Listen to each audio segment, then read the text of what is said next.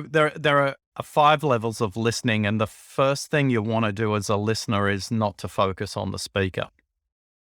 Listening starts by actually listening to yourself first. So if you've got a whole bunch of noise going on in your head about the last meeting, the next meeting, what you need to eat for lunch, what you didn't eat for breakfast, haven't had enough coffee. Gee, Oscar talks slow. I wish you'd hurry up and get to the point. There's a whole bunch of noise going through your head.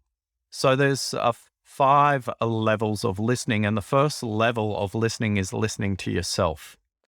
So the things at level 1 we need to be aware of is we've researched over 1,410 people. We've been tracking them for nearly 4 years now. And the number one barrier to people's listening is electronic notifications, whether that's from a mobile phone or your desktop computer, whether it's a Mac or a PC, whether your phone's Android or an iPhone, whether you got a tablet or not. The number one barrier that gets in people's way when it comes to listening is notifications. So whether you're on a Mac or a PC, whether you're on an iPhone or an Android, you can just push the button that says stop notifications while I'm in a conversation, meaning a meeting. Now, this is easy to say, but it's very difficult to do because quite honestly, a lot of people are addicted to the red dots that give you notifications, to the buzz, to the bing, to the Slack channel, the Teams message, the email notification.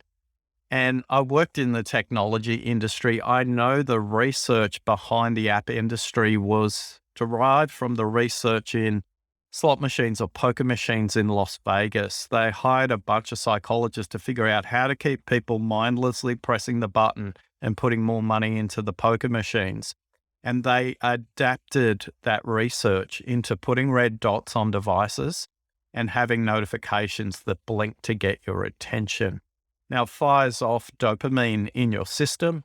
That's the drug that when you're in love, all the world is beautiful, but it fires off the same thing when a red dot comes up and you go, oh, gee, somebody wants to talk to me. But what it means is you're not available for the conversation you're in right now. Now, if you're in a medical profession or emergency respondent, please don't switch your notifications off. That's your job. So for everybody else, though, if you're in some kind of workplace where you work with computers and you don't have patients that you need to see, or you're not at the end of a manufacturing line and ensuring people's safety, keep your notifications on. James, when I say switch your notifications off, a lot of people feel like a drug addict and I've just taken away their drugs.